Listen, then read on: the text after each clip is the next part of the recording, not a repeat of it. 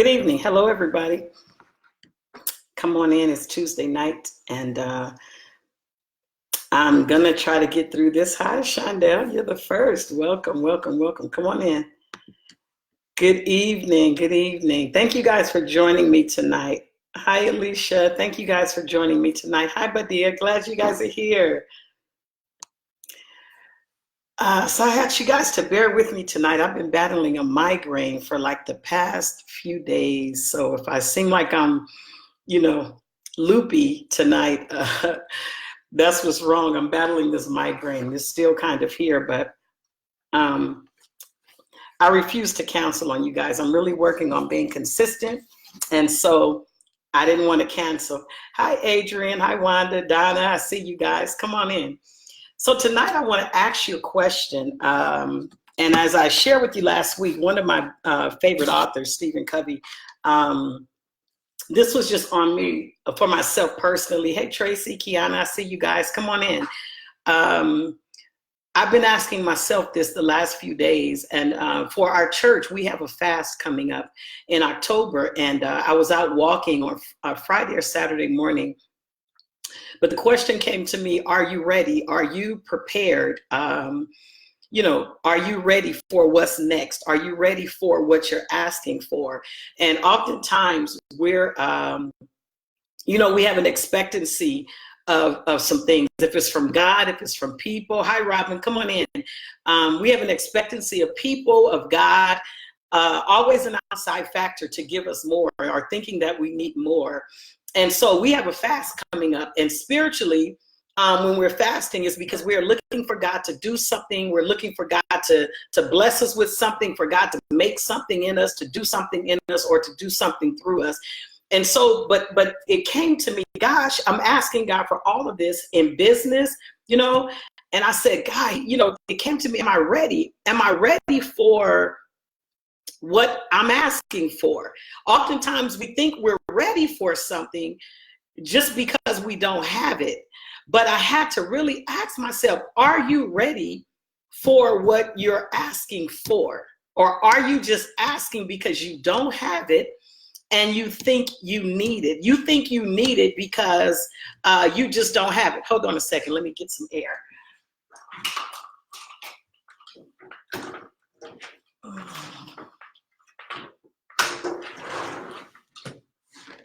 Sorry about that. So am I telling myself I'm ready for it just because I don't have it? Or am I ready for it because I have prepared for it? So here I am asking God for some things, to do some things in my life. But then I had to say, if everything you're asking for came to you right now, are you really ready for it? And we will oftentimes in selfishness say, yeah, I'm ready for it. That's why I'm asking God for it. I'm ready for it. But in actuality, I have to be honest and say, you know what? I'm not ready. I'm not ready for what I'm asking for. And when I say ready, I mean, like we're on an airplane and it's time for the plane to land. We've flown all the way through life, all from the East Coast. We're, coming into LA, and they tell you we have, 10 minutes and we'll be landing in LA at LAX. But before that plane comes to the runway, it's on its way. And this is how we are in life. I'm on my way and I'm moving and I'm doing all these things, but now it's time to land. It's time for the blessing to come in, and the runway isn't ready. And so when the runway is not ready, guess what? The plane cannot land. And so what we're doing is our blessings, whatever we're asking for, because we're not ready for it, is hovering. It's just hovering over us because we're not ready for it. God, I'm ready for the new job. God, I'm ready to go back to school. God, I'm ready for the husband or the wife. God, I'm ready to move. God, I'm ready to do. And he says, you're not ready. You need to make room for what's coming. You need to prepare yourself. And so when I started thinking about that, and I said, wow, I'm ready to do this, whatever it is in business, whatever the next level is, God, I'm ready for it. He said, you're not ready for it. He said, so when you get for the fast coming, we're fasting in October for the entire month. He said, are you ready for the fast? Or are you going to get ready the day of the fast? Are you going to start actually fasting on the day of the fast? Or is there preparation that you have planned for to go into the fast? And I thought, gosh, no, I haven't prepared. Well, October 1st will be here and I'm going to fast. And he said, but that's why you failed, Natalie. You failed to plan. You failed to plan. So you don't lack expectation, but you fail to plan. You're waiting for the fast to come because you think I'm ready for it. And you're not ready for it. If you're still doing the same thing that you were doing, come on here, prior to October 1st, you're not ready for the fast. In order for the blessing to land, in order for the blessing to meet your life, there are some things that you need to do. He said, what are you giving up for the fast? And not so much what you're giving up, but why are you giving up what you're giving up for the fast? How do you plan to go through the fast? What are you going to do the first week? What are you going to do the first 3 days? What does your prayer time look like? How much time are you going to put in studying? What are you going to eat or not eat in the fast? What does that look like? Are you prepared for it? So I do have a list though of going into the fast of what I want God to do. But he turned that thing around and he said, but what have you prepared to do for me? What have you prepared? I know what you want me to do, but what have you prepared to do to receive what you want me to do? And so oftentimes, this is a thought. Because I'm doing more than you, because I'm doing more than them, I gotta be ready. I gotta be ready for the blessing because I'm doing 10 times more than most people around me. Of course I'm ready for the blessing, and I'm not. If he were to give you everything you're asking for, if so-and-so were to walk into your life right now, are you ready to surrender all of you? Come on here, for the landing. If you had to give up everything you have to receive what you're asking for, are you ready to receive it? And I had to be honest and say, you know what? I'm not ready for what I'm asking for because it's easier to ask than it is to prepare for what I need to receive. It's easier to have an expectation of what I want or what I'm asking for than it is to prepare for it. Because I feel I'm just so good, I stay ready. No, you're not ready. So when the fast does come, when this time does come, guess what? I'm stumbling and I'm fumbling and I'm tripping and dipping and slipping. Come on here, I'm on the fast, then I fell off and my flesh got weak because I'm not prepared. Some of us can't get the job. Some of us can't get the career. Some of us can't get the husband or wife. Just as simple as that, because you're not ready for it. And it's not because you're fine, not because you're cute, not because, it's more than that. I wish marriage was about just beauty. But he said, you're not ready. You're not ready for it. You're not ready for the next level. You're not ready for the next thing. And you got to be honest with you. So this led me from that point. Are you ready for what you're asking for? Led me to this. What centers you, Natalie? What is it that centers your life? And then the questions started to come. My daughter Reagan said something to me so powerful the other day. We were talking and she said, Mom, the answer is in the questions. And I said, what? She said, the answers are in the questions. Sometimes you just have to ask yourself some questions to get to your answers. And sometimes we don't like asking ourselves questions because I'm afraid of the answer, which might be the truth, which might be the change that I really need to make. In my questions, I might find what I need to sacrifice. In my questions, I might find where I need to discipline. In my questions, I might find what I need to give up. In my questions, I might find who I need to step away from. In my questions, I might find a lot of answers that I'm really not ready for. And I don't even remember what we're talking about, but she said, Mom, the answers are in the questions. Sometimes you just have to ask yourself some questions. So tonight's lesson came about as a result of, God, I'm ready. He said, you're not ready. And then she said that, and then I started asking myself some questions. So the question that came up for me that I want to share with you is, what is your center? What's my center? And so when I ask you that, there is a nucleus to you. There is a center part. There is a life source. There is your power pack. It is your sense of mobility, of life, of thought, of intent, of process, of love, of action, of discipline, of motive. All of that is your center. So what is your center? And I'm asking each of you, and you might want to jot this down to look at yourself later, but what is your center? If you're asking for something, have an expectation of God, of other people, and nobody is coming through for you, maybe it's because I'm not ready. And what is to get me ready is to ask myself, what is my center?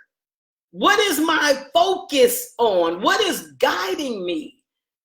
What is it in me that I'm not ready for what I think I'm ready, I'm expecting? What is it that's causing me not to be ready for what I am anticipating? What is my center? So when I ask you, what is your center? All of the stuff that flows out of you, what centers that? Where does your opinion flow from? Your thought process flow from? The way you feel about yourself flow from? Your obedience to God flow from? Your discipline in life to work out, to eat right, to save your money? Where does that flow from? So where does your entire life flow from? What is your center? What is your place of decision? What is your place of motive? What is your place of love? What is your place of protection? What is your place of power? What is your center? Because when you find what your center is, you bring balance to your life, because your center will not lie to you. Your center will not accept your excuses. It will understand your faults, but it will not accept your excuses. Your center will not tolerate it, and your center is immovable. So what does your life flow from?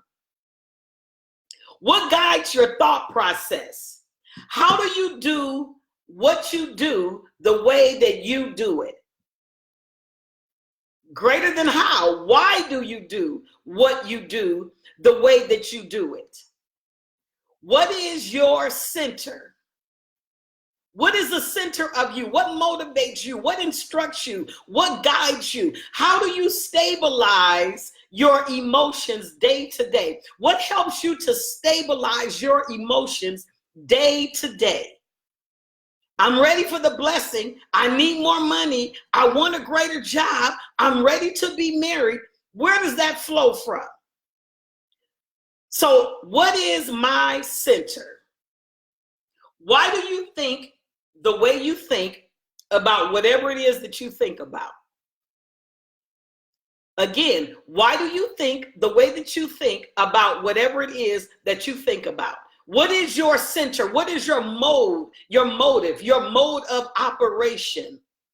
Why do you move the way that you move? How do you, when you make decisions, how are your decisions validated? Are they validated solely by just your own mindset? What does your center say about the decisions that you make? And we're going to talk about what the center is more in depth. But what does your center say about all the decisions that you make? They're good. And that's a lie, because all of my decisions are not good. All of my choices are not good. We talked about the power of choice, and sometimes we made some choices, come on here, that have gotten us hooked up with some boogaloos. Come on here. We made some choices that have gotten us into some bad places, right? Some uncomfortable situations, some, oh my God, if you get me out of this one type of things. So all of my decisions and all of my choices have not been good. And I thought I was in my right mind. I thought I was sound. But all of these things flow out of your center. And if your center is off balance, guess what? Your life will be off balance. We'll be tossed. We'll be moving. Come on here. We move. Some of us move out of our emotional being. Based on how I'm feeling, that's how I make decisions. This person might be good for you, but you don't like the way she wears her hair. So no, I can't do her today because that hair thing she got going on, I just don't want to be bothered. Some of us make decisions because our emotions are our center. What is your center? What is your center? What is it that challenges you to be better? Or do you even have something that challenges you to be better? What is it that challenges you to be better? What is your center? What is it? What is your motive? Do I even have anything that challenges me to be better? Some of us don't have anything to challenge us to be better because I don't like being challenged. Because being challenged causes you to be uncomfortable. And I don't like being uncomfortable, so I'm not going to dare challenge myself to be in a place where I'm uncomfortable. So I don't dare challenge myself like that. Some of us are not challenged at all. Our center does not challenge us. Some of us have a center that's about being comfortable. My center keeps me comfortable. But if your center is keeping you comfortable, you're probably cheating yourself in life. Understand me, because people who are at their best, who are at the top of their game, a portion of their center, the things in their center keep them in a position of being challenged to be better. So people that don't challenge themselves sit back and point the finger at people that do challenge themselves to be better, and they have an issue with them. But if your motive in your center does not challenge you to be better, come on here, you're not growing, you're not getting better. Some of us have that mindset that, you know what, I'm always right. With our spouses, with our parents, with our friends, we have that mindset that it's, you know, the way they think is just stupid. I'm right. They're not listening to me. Check your motive from your center, because nobody is always right. If you validate your own decisions, you validate your own choices, and to you all of them are good, something's wrong. So let me ask you this. What principles govern your life? And based on your principles, what are the principles that you have? What are those principles producing in your life? So what principles govern your life? What are your principles that govern your life? And if you say, these are my principles, what are the principles producing? So this is the thing. Your center is the principles that you live by. And I'm going to break down the principles a little later on. But the principles are the standards that you live by. We talked about standards a long time ago. And so if the principles were something you adopted 5 years ago, you need to upgrade your principles, because it's 5 years later. Because if not, you're still doing the same things. Now, I'm not saying take away those principles, but I am saying as you grow with the first principles that you establish, you should be building on those principles, right? So if 5 years ago you established a standard or some principles to center your life, and as you grow, build on them, add to them, but you should always be in a position where you're challenged to be your best self. And so this is why sometimes your friendships will change, because you can start out with people, listen, but because your principles change, because your center changes, because your values change, some people can't move in that direction. Some people won't move in that direction, or their principles and values are taking them somewhere so totally different. So it's not that we're not we're not friends anymore. It's just that we're being fed differently. So if you adopted principles 5 years ago, you should be building on those principles. And this is the other thing. You should see your growth. I told you last week, if your goal list from 5 years ago, 6, 7, 8, 9 years ago looks exactly like the goal list you did for this year, you haven't grown. You need to check your principles. You need to check your center, because your center, I'm asking you, what is your center? For everybody just joining me, your center is what governs your life. It's the principles that govern your life. It's what brings balance to your life. What is it that you live by? And so your principles, listen to this. Your principles will always challenge that plan of development in you, that plan of growth. Your principles will, you can always go and look at your principles and say, you know what? I need to update my plan. I need to update my plan. I need to get better at doing this.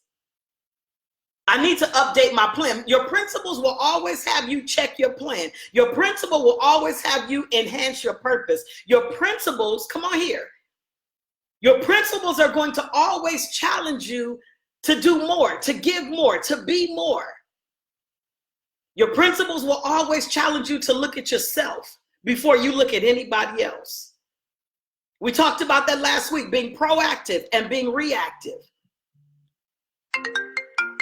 Your principles will always challenge you to be proactive as opposed to being reactive. I don't react. Come on here. When I'm acting out of my center and my center is balanced, I am not reactive. I don't respond out of my emotion.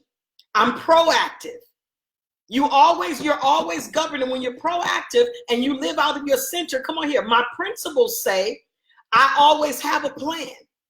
And even when a circumstance comes, and this is my first time dealing with this circumstance, my center says, which is the stabilizer of my life, I still have a plan.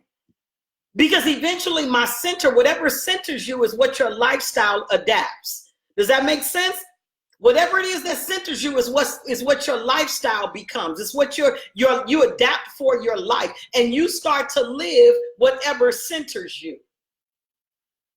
I hope I'm making sense to you guys. So what is your center? Why do you operate the way that you do? And so for most of us, if I ask, what is your center? Most people will say God, because that's an easy answer. Most people will say God is my center. You know the song, God is the joy and the center of my life. You know how the song goes. And I'm a singer. My other gift is to sing. But anyway, if I ask most people what centers you, most of us will say God, because God is the easy answer. But if God is the center of your life, I'm going to tell you this. There should be evidence. If God is the center of your life, there should be evidence. Because when he steps into your life, he never steps in as part of him. Thank you, Tam. He never steps in as part of him. He steps in as all of him. So if he is the center of your life, there should be evidence. There should be balance. There should be direction. There should be a plan. There should be focus. There should be discipline. It should be evident, because wherever he is, there is evidence that he is there. I hope I'm making sense with you tonight. So most people will say, God is the center of my life. His word is the center of my life. But how often is it the center? Is it an on and off type thing? Is it for my convenience that he is the center of my life? Is it when my life is out of control that I need him to be the center? How often is he the center of your life? Is it when I need to make decisions that I feel are for me, but it's not his will, I don't need him to be the center? Or is it when I blow my life that I call him in because I need him to be the center now because I messed this up so bad? When my money is flowing abundantly, is he the center? Or is he only the center when I'm broke and I got to call on him? For some of us, the center might be our parents. But what happens when our parents leave here? Some of us will say, my children are my center. But what happens when your children get grown and they find somebody else to make their center? What do I do when my children are gone? We call it being empty nesters. I don't know what to do without my children. Your children can't be your center. No, as parents, we take care of our children, but your children can't be your center. Because my center is my balance. My center is my motive. My center is my life. My center is can you imagine as an adult if your parents still treated you today as if you were 5 years old? So for all of your children's lives, they can't be your center. And we start out that way as parents because sometimes I'm in an identity crisis. And I need to be everything for my children, but I become nothing for me. Therefore, I don't establish a center of being for myself. I don't establish a center of balance for myself. And as a result, as a parent, that can be an emotional roller coaster. And then what happens when those children that we so dearly coddle till they're about 10 start to step away from us. And then I don't want them to be the center because now I can't stand them too much. So my children can't be my center. You need something bigger than you. You need something greater than you. You need something that will challenge you beyond you. You need a center that you can't walk away from, that you can't denounce, that you can't denounce, that you can't be afraid of. You need a center that will correct you. Come on here. Without destroying you. You need a center that will build you. And that center can't be your children. So some of us say God is. But sometimes we don't want God to be the center because God is too hard. And it's not that he's too hard, it's just that I'm not willing. Because remember I said in the beginning, we want the blessing. We know he's able. That's why we go to him with our expectations. That's why we go to him to ask him for what we want. That's why we go to him to ask him for what we need. What we think we need. Let me say that. But what I really need, I don't need him. I don't want him to be the center. I need you to do this part because I have the rest. What is your center? What centers you? What focuses you? Because sometimes we say, God, let your will be done. But then when his will starts to happen, I'm not ready for his will to be done. Because it's a lot of things that are a part of his will that we're not willing to accept. Death is a part of his will, just like life is a part of his will. Just like his will is to bring babies into the world, sometimes it's his will to take people out. Well, I want the part where people come in. I just don't want the part of his will where people leave. But that's a part of his will. God, let your will be done. So is God really my center? God, whatever your will is for my life, and am I ready for his will? Because I can go to him and he'd be the center for my expectation, but I don't want him to be the center for my obedience. I don't want him to be the center for my commitment. I don't want him to be the center for me to focus. I don't want him to be the center of my life for discipline. I don't want him to be the discipline I don't want him to be the center for those things. I want him to be the center for the things that I like, for the things that make me comfortable, for the things that I want, not for what I really, really, really, really, really need that I'm in denial of. So is God, when you say God is the center of your life, is he really the center of your life? What is your center? What do you govern your life by? What do you govern your life by? What do you govern your whole life by? And oftentimes we pick and choose if it's God. What have you established to be the center of your life? So look at this. Does every decision I make rise and fall on what his will is for my life? Probably not. Because sometimes we can get in ourselves. Sometimes we can get in ourselves. So is every decision I make, does it rise and fall on what his will is for my life? Am I okay with him saying no? Yeah, God told me, I hear this a lot. God told me this is my husband. But then when it doesn't work out, and we don't even talk about it anymore, it just goes away. We don't, did God change his mind? Did it shift? I don't know. It just kind of goes away. You don't see them and it's just kind of over. We don't talk about it, but when we're introducing it, it's big. But when it's not right, we just kind of don't talk about it. It just goes away. Does everything, do my decisions rise and fall on his will for my life if he is the center of my life? So some of us say, you know what, I have a center. And for some of us, the center is family. Everything I do is my family. And your family can't even be your center. Because when you do something your family doesn't like, or you do something that's not accepted, or you do something that's not the norm for the family, it's going to change. Family's going to change. They're going to love you. They'll always be family, but it's going to shift. And the center shouldn't shift. The principles shouldn't change, right? So my family can't be my center. For some of us, our center is church. Some of us are just church. We're churchy. We just do church. We don't even do God. We do church. Church can't be your center because some churches are not right. Some of us go to churches and the church isn't even growing. But because church is your center, you're in the routine of just going to church and there is no life in there. And you just go to the building and play some music and sing some songs and just say, God met us. But the Bible says where the Spirit of the Lord is, there is liberty. And where there is liberty, the Spirit of God flows. But there is no growth. Anything not living is dying. And for some of us, church is our center. We don't go on vacation. We don't do anything. We only listen to church music. We don't listen to any other music. You slow dancing with your husband at the house to, you know, some Kirk Franklin song or Mahalia Jackson, because church is your life. And church can't be your center because church is comprised of people who will disappoint you. And church is comprised of imperfect people. So church can't be your life. Jesus, come on here. Jesus died for the souls of men. The church was established after he died. So not your family is your center, and neither can your church be your center.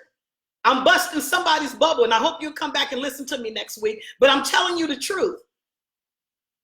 And when church is your center, you see people who are not in church as beneath you, lower than you. When church is your center, you see I'm a believer and you're not a believer. When church is your center, you judge people that don't go to church like you.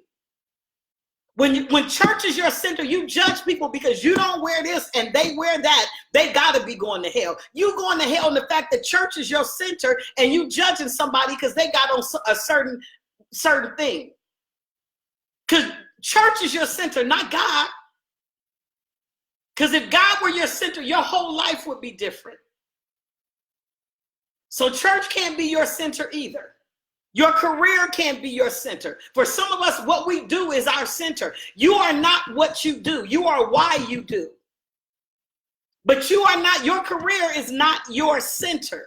Your job is not your center. You might be it on your job, and the rest of your life is falling apart. Your career is not your center. Get sick and tell me how your job helped you. Get sick and let your house burn down. Tell me how your job came in and helped you. How your career saved your life from the fire. Your career can't be your center. Because what happens if you get sick? You can't do that anymore. And that was your life. And people say that my job is my life. And I ask them, what if you lose it? What if you lose your job? What if you lose your job? Then what do you have if what you do is everything? You better come to understand why you do. What was I put here to do? If I'm not doing this, what is my bigger reason? And then some of us make our spouses our center. And I've met many husbands and wives whose spouses have died or divorce has happened and they're devastated. Life is over.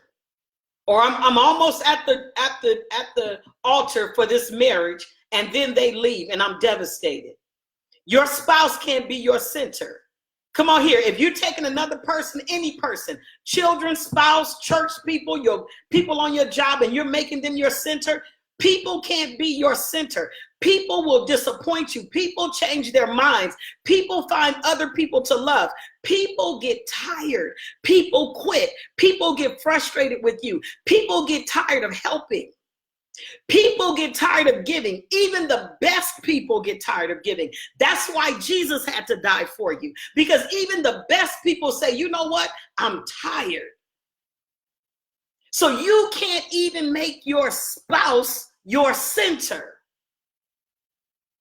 My husband is everything. He might be, but he's not my center. Come on here. I'm everything to him, but I'm not his center. We change our minds. We get weary in doing good. We want to quit. We want to roll over and pretend like we sleep sometimes. Can I just tell you the truth? Sometimes we just want to read our book. You say something? Because your spouse is not your center. Love my guy to death, but he is not my center.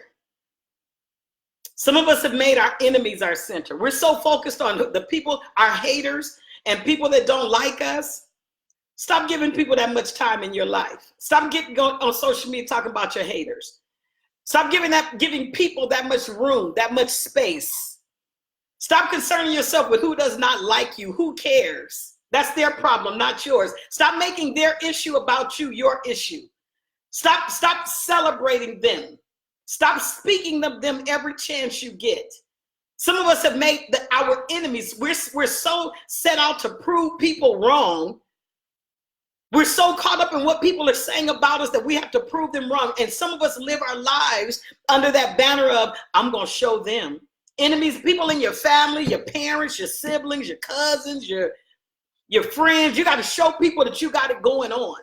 And you make your enemies your center. You like people watching because it gives you reason. People, even your enemies can't be your reason. Come on, can't be your center. Stop it. Come on here, you're putting too much fuel in that fire. Let that go. Let go of what people think and what people say about you. Who cares? And most of what people are going to say about you anyway, let me tell you, they're not going to say it to you. They're going to say it behind you. And as long as you're talking behind me, that's good. I don't need to know. I don't care. Right? Don't make your enemies your center. And then the last person that we make our center is who? Myself.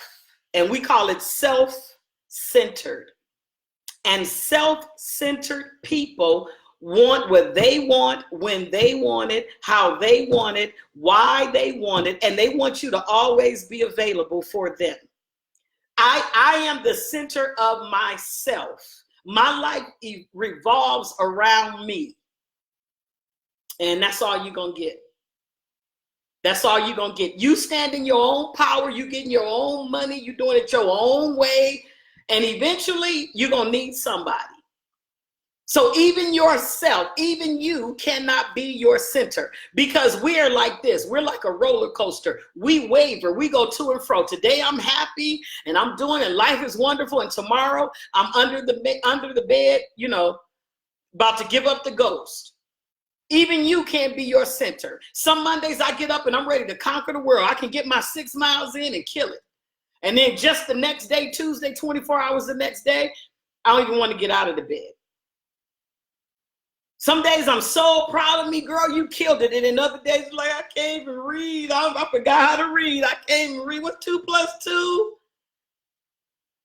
Even you can't be your center. When we make ourselves our center, you know what we do? We pretend in front of other people. Life is falling apart. But when I get in front of you, I put the mask on. I'm really at home all over the place, but when I'm in front of people, I'm all together. Because if self is your center, we learn to lie to ourselves. We learn to cover it up. We learn to dress it up. We learn to make it look nice. We learn to tell ourselves lies, and then we learn to accept the lies. We build a whole life behind a lie because I want people to be impressed with me. You can't be your center. Self-centered, not going to work because I lied to me. So how do I establish? Author Stephen Covey said, your center is based. What is my center then, Natalie? It's not my family. It's not my church. And notice I said church. I didn't say God, because church and God are different. It's different. Because read the book, read the Bible, and then go sit in some churches. It's different. It's different than churches are different than the Bible a lot. So family is not your center. Church is not your center. Your career is not your center. Your spouse is not your center. Your possessions, your stuff is not your center. Your enemies are not your center. And self surely is not your center. So author Stephen Covey says your center should be based solely on solid principles. Solely on solid principles. He says, because principles are bigger than people. Principles are bigger than circumstances. Principles don't react to emotional things. Principles don't waver because the situation changes. So principles don't get excited because somebody is born. And principles don't get sad because somebody dies. Principles don't change. Principles are the core of who you are. Principles, like I said in the beginning, are where my motives come from, my opinions come from, my thought process comes from, my way of thinking comes from. It's where my decisions flow from. Principles are the way that principles establish the way that I live my life. Principles determine my answer to certain things, to everything, basically. My principles determine how I respond in death, how I respond to sickness, how I respond to life, how I respond to wellness, how I respond to money, how I respond to lack thereof. Principles define your life. He says principles are bigger than people. So people come into your life, and if people cannot accept my principles, guess what? They shouldn't be a part of your life. Stop compromising who you are. Because when I'm self-centered, when I'm family-centered, when I'm church-centered, when I'm possession-centered, when I'm career-centered, all of that can be bought. Relationships can be bought. People can be bought. Pat me on the back and tell me I'm doing a great job. I can be bought. Every other thing can be manipulated, but principles cannot be manipulated by situations or people or circumstances. He says principles don't change according to emotional states changing. Because I'm happy today, my principles are high, and I'm sad today, and my principles are low. Today I'm reactive, I'm proactive, and I'm feeling good. My principles are good, but today I'm reactive. I had to go off on the lady in the market at the market in the parking lot, and my principles are lowered. No, principles don't change. Either you live them or you don't. Either you accept them or you don't. But they don't change because it's Monday and I don't feel like going to work, or because it's Friday and I'm having a good time. Principles don't change. Principles stay where they are. And your principles need to be your center. Your principles are the guidelines that no matter what comes in my life, hell or high water, I live these principles. And nothing wavers and nothing changes. If people accept them and if people don't, if people understand them or they don't, doesn't matter. It doesn't matter. The principle does not change. So principles, he says, are deep fundamental truths. They're classic. They're generational. Principles are legacy builders. So if you say God is the center of my life, then that means his word has to be the principle in your life. So if here you are a believer, God is the center of your life, and his word is your center, is the legacy passed to your children, or your children living totally different lives? Am I living the legacy in my house? So I'm not saying when they step away and they leave you, you can't govern that. But in my house, am I living the legacy? If God is the center of my life, am I living this in my house? And can you see it? Am I producing outside of my house? Am I taking the principles that I live by to other people that might not have any? Or do I only discuss the principles when I'm at church? He says the principles don't waver. The principles don't waver. The principles don't waver. The principles don't waver. The principles don't waver. What's a principle of the scripture? Give and it shall be given. That's a principle. Good measure. Pressed down, shaken together, running over. Some people don't believe in tithing. I don't believe in that principle, but some people, and you broke, and you saying, God bless my finances.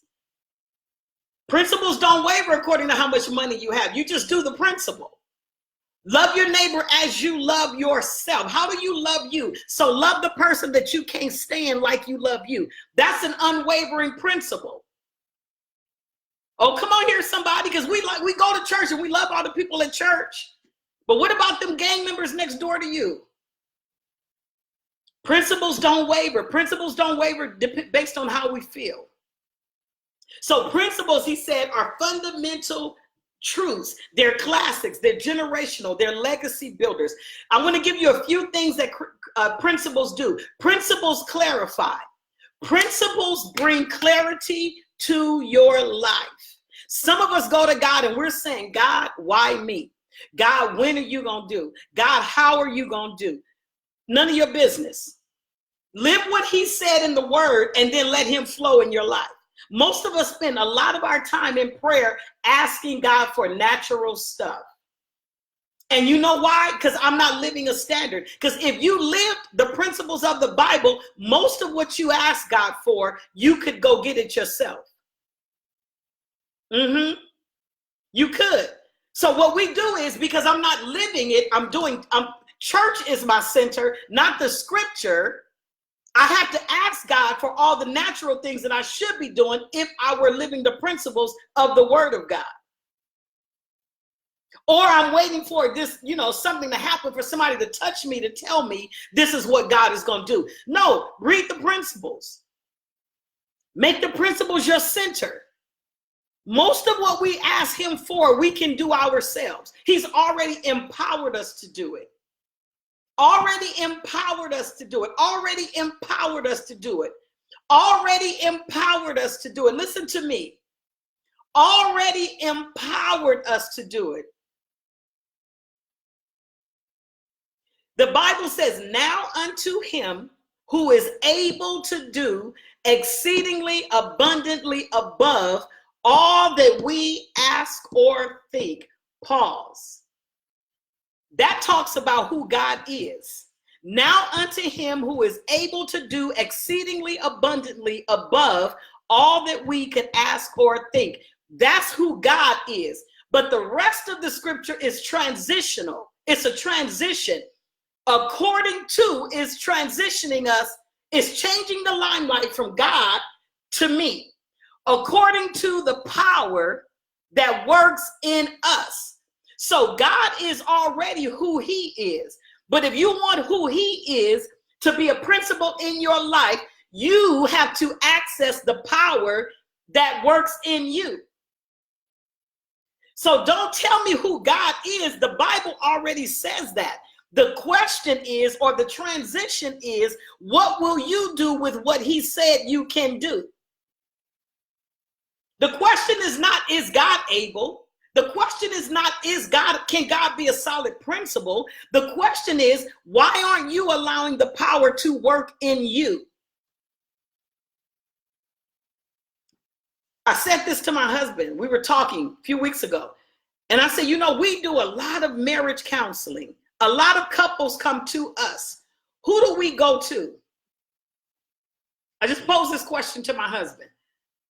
We counsel people all day long. Husbands, wives, husband, wife, husband, husband. But who do we go to? Nobody. Why? Establish some principles that you live by according to the scripture, and you won't need anybody to counsel you. Not saying we're perfect, not saying I don't get on his nerves, not saying he doesn't get on my nerves, not saying we don't get sick of each other. All of that happens after 32 years. And if it hasn't happened, somebody lied. But two people living together, that's going to happen. We get tired of each other. We don't always see the same thing. We don't always have the same view. Somebody got to love, somebody got to submit, but we have to make it work. But the principles of the word of God brought into the marriage makes you bow down and say, you know what? That's what it says. Let's do that. But some of us have no principles established.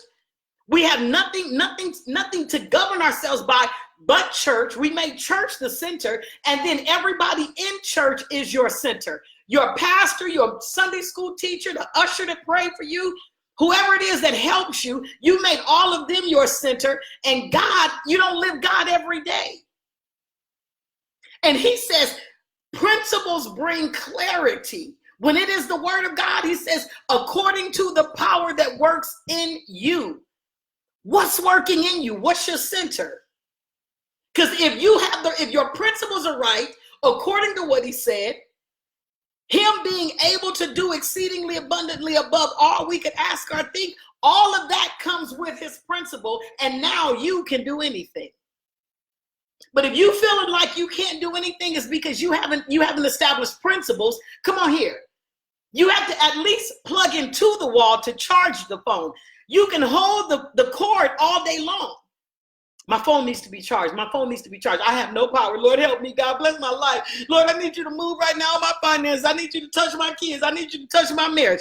You're walking around with the phone cord in your hand, when all you have to actually do is plug the cord into the wall, because in the wall is the power already sent to your house. It's already been paid. Plug in. And see, you going to church and you singing and you doing all of this, but you are not accessing according to the power. God is over here able to do exceedingly abundantly above. And you over here struggling because you won't plug in. You thinking because you go to the house, to the church house, or because you made family your center, or because you're a good person and you self-centered, you haven't made him the center. And as a result, you get the results that you get. That's why I said, what are your decisions made of? Do you validate your own decisions? Do you validate your own choices? Do you show up for him when you feel like it? It's not about coming because somebody said it. But I want God to do all of this in my life. And what am I actually giving him? What is my center? When you have principles that are your center, come on here, your center directs you. I don't know what to do. I don't know. I just don't know what to do. I don't know how to do it. I don't know why to do it. Because you have no center. You have no principles.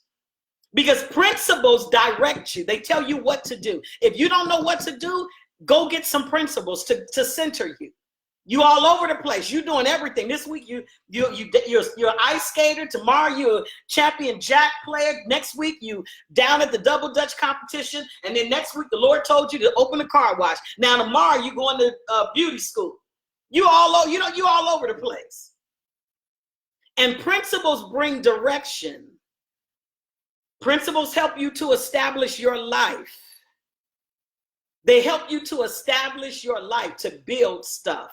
Principles help you to establish, lay a foundation, and principles help you to build on it. We should be progressing, people. Listen to me. If you're still wrestling with the same stuff you wrestled with last year, it's because you are not growing. You're not getting better. You should be getting better, and you should be going higher, and you should be developing. You should have more money saved this year than you did last year.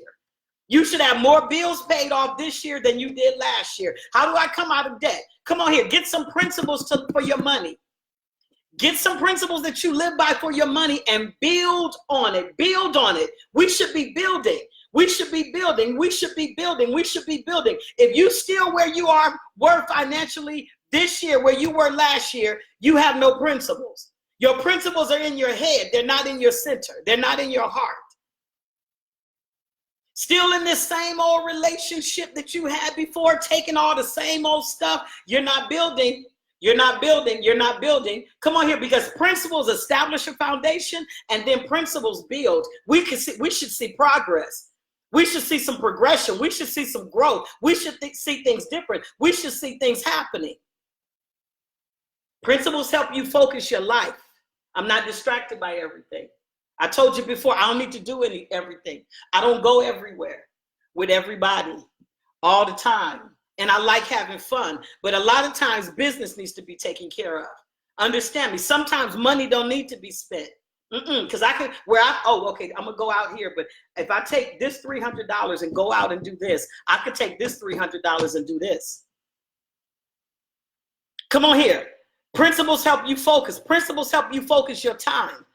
Principles help you focus your money. Some of us waste time. It's all right to binge watch Netflix, but make sure you set aside time to do it. But if you're going to give 5 hours to Netflix, give 5 hours to your business. Give an hour to discipline to go exercise. You understand what I'm saying? Give an hour to sit and just talk to your children, your teenage children for 1 hour. Put the phones down. If you're going to give 5 hours to watch some shows on Netflix, give 5 hours to this. Give an hour to God, give an hour to your business, give an hour to your children, give an hour to your spouse, give an hour to your whatever, to exercise. Because if I can commit over here just mindless 5 hours of television, I need to be able to focus and at least go for a walk, something, lift a weight, I don't know, skate around the block, something. Principles help you focus your life, not just where I want to focus, but where I need to focus for the purpose of growth and development to be better. And then principles help me to produce. Because what we can do is we can talk a good game. I got 5 minutes. We talk good games. We can tell people everything we doing. And let me drop this in your ear. People that's really doing something, they ain't telling nobody. Can I tell you the truth? People that are really doing something, they're not sitting around in social groups talking about what they're doing. They're not telling people on Facebook. I can tell you guys briefly my struggle with Instagram. I know Instagram is about pictures. I have a hard time posting pictures of myself when people need help with life. And so for me personally, I get Instagram, but I think Instagram is another shallow form of entertainment. I get all the businesses that have come out of it and all that, but it's another way, another tool to help us hide behind the facade of not being our true selves. I think we can put a picture up and put a filter on it and want people to go, ooh, ooh. But you're really struggling. You're really broken down. You're really not living by anything. And a picture is worth 1,000 words. Good or can go either way. But what's the reality that you live? What is the reality that you're really living? Be honest with you. And my center, my principle says. So I'm like, I struggle with putting pictures of myself on Instagram. Like the words have more meaning to me than the pictures do. And I get it. It's social media. You don't have to be real. You just need to be social. But when the phone is off and I'm not on social media, what is my life? What do I really have? Because if I'm really building something, if I'm really doing something, people are going to see it. And I don't have to put it on Instagram. You just going to know it. You're going to know it because I'm really producing something. But people that are really doing something, they're not telling anybody. They're not talking about it. It won't be denied. There was a passage of scripture in Acts, and the apostles are going through the city and they're healing and doing all of this. Well, the religious leaders had a problem with them.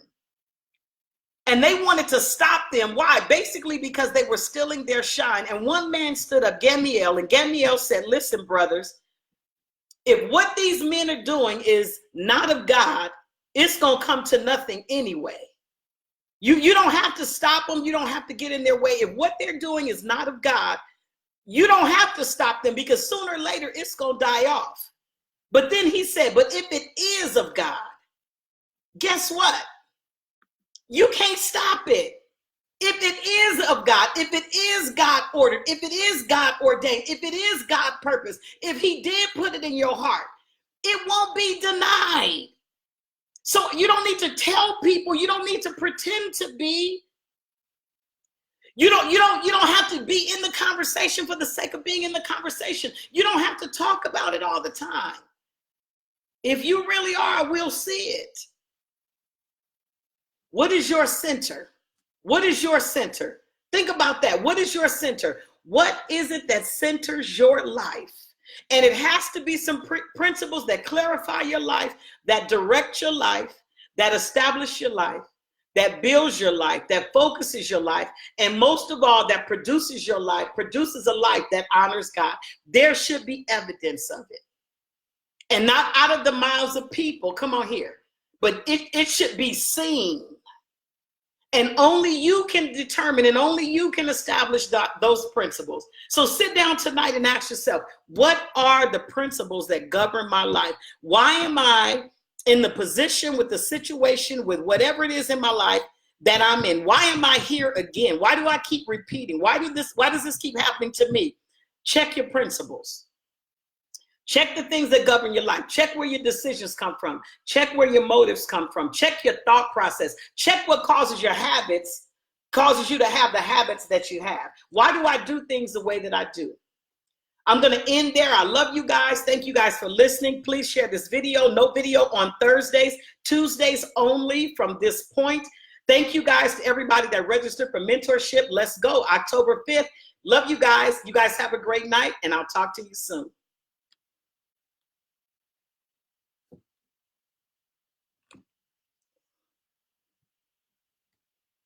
Bye.